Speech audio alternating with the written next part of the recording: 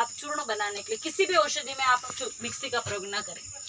उस चूर्ण को व्यवस्थित छान छुना करके भर लो और 2-2 चम्मच चूर्ण लेना है गाय माता के दूध से। उस गाय माता के दूध में 5-7 साबुत जो मनुखा दाक आती वो डाल सकते हो, थोड़ा सा घी, 1 तोड़ा मिश्री, इनको डाल को बढ़िया उबाल लो और फिर उससे उस चूर्ण को ले लो। 3.5 महीने में उस पुरुष में भी अगर शारीरिक कमी तो खत्म होकर के वो पिता बनने का सुख प्राप्त कर जाएंगे। थोड़ा सा विषय बढ़ाते हैं आगे। वैसे यहाँ कोई ऐसी लेडीज बैठी है जिनके घर में कोई बच्चा जन्मने की गुंजाइश है, हो तो फिर बात करूँ, नहीं तो फिर बात को आगे बढ़ाएं।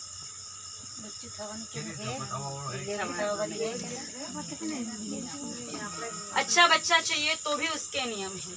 कुशाग्र बुद्धि का बच्चा चाहिए कि एक बार सुनते याद कर ले, तो उसके लिए भी ब्रह्म कुछ बनाने की विधि, ये सारी बातें लिखित में आप लोगों को मिल जाएगी। तो आप ये क्या दवाई आई है तो ये आप लिख करके पढ़ करके भी समझ सकते हो। विधि है गौ माता की परिक्रमा करने की, तो इसमें नियम है जो आपको पुस्तकों में नहीं मिलेगा वो बात मैं आपको बोल ही बता रही हूँ। फिर बढ़ते आगे। नौजवान भाइयों के घर से कमाई को लेकर के और सबके घरों में कमाई को लेकर के कमाई की बात एक छोटा सा अनुष्ठान, इसमें आपको 3 लोटे पानी और 5 मिनट बहुत सारे अनुष्ठान पर संशय करना मत और करो। तो हम हमारी बात बताते हैं। हमारी यात्रा पिछले 8.5 वर्षों से चल रही है। अभी तक हमने हमारी यात्रा पर 1 कप चाय का या 1 रुपए का कलंक नहीं लगने दिया। कहीं से कुछ सहयोग हम लेते नहीं हैं। कोई परिचित है, साधक शिष्य है, वो बात अलग हो जाती है। बाकी पूरे हिंदुस्तान में घूमेंगे तो हम कहीं से किसी भी प्रकार का धन, रुपया, पैसा या सामान सामग्री नहीं मंगवाते हैं। खर्च हमारा अनाप शनाप है।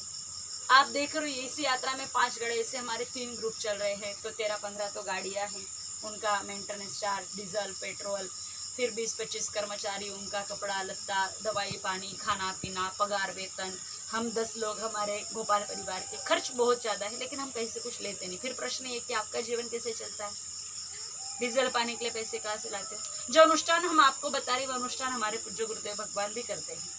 सुबह शाम चलना, 2-2, 3-3 गाँव में प्रवचन करना, फिर गुरुकुल, गुरुदाता भगवान के देव है सौंपे हुए काम, सारी व्यवस्थाओं को देख करके बड़े मुश्किल से उनको घंटे भर का टाइम अपना मिलता है। और उस 1 घंटे में जो हमारा पारंपरिक व्यवस्था है उसको गुरुदेव करते हैं। और गौ माता की कृपा कि 1 घंटे में ही इतना पैसा आ जाता है कि हमारा कामकाज जिससे चल रहा है। और इतना ही नहीं, बचे हुए पैसे हम गौशालाओं में दे करके आ जाते हैं। अब तक 558 गौशालाओं को हम 11,000 से लाखों रुपए तक की राशि देकर के आ गए। 30 वर्षीय गोप्रचेना और पदयात्रा हर के साल मुखार एक में से बस गौशाला में को प्रवचन होते 8 समय से 12 लाख रुपए की एम्बुलेंस गाड़ी हम हमारी ओर से देते हैं। इन 8 सालों में 8 गौशालाओं को एम्बुलेंस गाड़ियाँ दे दी। लेते कहीं से कुछ हम हैं नहीं, फिर भी देते। और ये मौज हमारे जीवन में सिर्फ अनुष्ठान के प्रभाव से है। करना क्या है, अब आप ध्यान से सुनो। रोज सुबह जल्दी उठ करके नहाने धोने के बाद गौमूत्र से आचमन कर लो, इससे शुद्धि होगी। और ध्यान रखना, जब तक जीवन में पाप रहेगा तब तक सुख आने वाला नहीं है। गौमूत्र क्यों पीना है ये बताइए। आचमन कर लो 3 बार, नारायण स्वकेशवाय।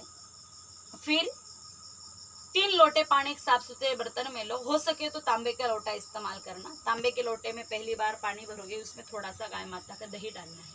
वो दही मिलाया हुआ पानी सूर्य भगवान को चढ़ा करके आदि देव नमस्तुभ्यम प्रसिद्ध मम भास्कर दिवाकराय नमस्तुभ्यम प्रभाकराय नमोस्तुते यू कह करके सूर्य भगवान को जल चढ़ाना। इतना बड़ा मंत्र तुरंत आपको नहीं आए तो ओम सूर्य नमः भी कह सकते हैं।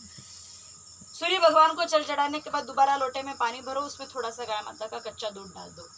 वो दूध में श्री जल शिव भोले बाबा के मंदिर में जाकर के ओम नमः शिवाय का जाप करते हुए शिव जी पर चढ़ाना। शिव जी पर जल चढ़ाते समय उनके जटाओं में, गर्दन में और भुजाओं में जो नाग सर्प देवता है उनका भी स्मरण करना है, क्योंकि इस धरती पर सबसे ज्यादा धनी नाग देवता है। और वो अगर प्रसन्न हो गए तो फिर आपके जीवन में धन की कमी आने वाली नहीं है। फिर शिव जी को भी प्रार्थना करो कि नाग देवता हमारे अनुकूल हो जाए, ऐसी कृपा करना। तो 3 लोटे जल शिव जी को जल चढ़ाने के बाद अर्ध परिक्रमा करके घर आ जाओ। फिर तीसरी बार लोटे में पानी भरो और उसमें 7 काले या सफेद तिल के दाने डालने। 7 दूनी 14 भी डाल सकते हैं। तिल मिश्र जल का लोटा वही सुबह बताया, गाय माता जी के खुर के चिन्ह के पास जाके दक्षिण दिशा की तरफ मुंह करके उल्टे हाथ से सीधे हथेली पर डाल के और पितरों के नाम से संपूर्ण जल में मेरे पितृ देवताओं को समर्पित कराइए के करके चढ़ा दो। आपके पितरों के नाम आते हो तो नाम भी ले सकते हो।